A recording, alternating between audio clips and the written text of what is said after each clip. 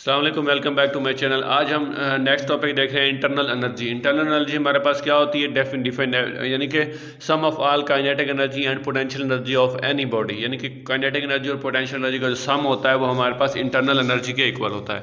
यानी कि इसकी it is defined as the sum of all macroscopic kinetic energy and potential energy of a molecule of a substance is called, जो है हमारे पास within the object is called internal energy होगा। यानी कि हमारे पास ये स्प्रिंग वाइब्रेशनल एनर्जी है, रोटेशनल एनर्जी है, काइनेटिक एनर्जी और पोटेंशियल एनर्जी का मिक्सअप आ रहा है। एक्सप्लेन करते हैं। Internal energy denoted by U, U से डिनोट की जाती है। मैयर the whole word microscopic here indicate that kinetic energy potential energies of a random movement of molecule which is internal energy and not very large scale movement of whole object. Since the temperature of system is defined as the average kinetic energy of molecule, thus for an ideal gas system the internal energy is directly proportional to the temperature। यानी internal energy जो है directly proportional है temperature के।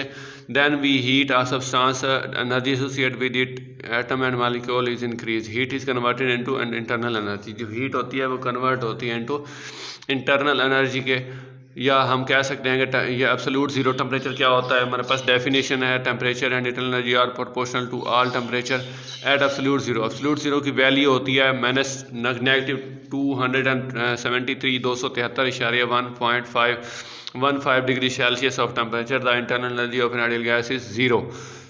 ये हमारे पास क्या थे?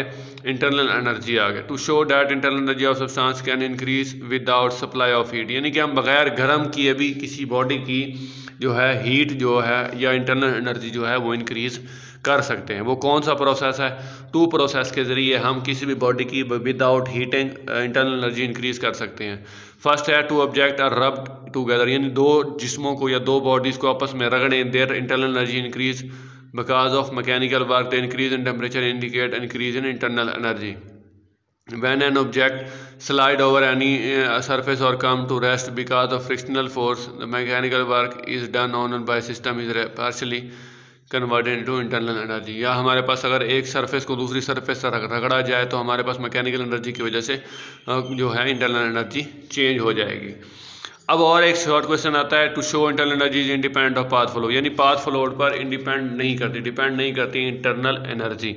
वो कैसे है? वो कहते हैं suppose system change one to state two, यानी कि एक स्टेट से दूसरी स्टेट में तब्दील हो रहा है, यानी गर्म है या ठंडा है तो गर्म। Then path flowed, then Q heat absorb by the system and work is done by mired expand, यानी expressing Q and W are unit and joule, यानी कि जो हमारे पास हीट का जो यूनिट होता है वो भी जॉल होता है और वर्क का यूनिट भी जॉल होता है। वी में calculate them Q negative V W, यानी जो हमारे पास हीट है या वर्क है इस डन ऑन द सिस्टम है तो नेगेटिव आ रहा है।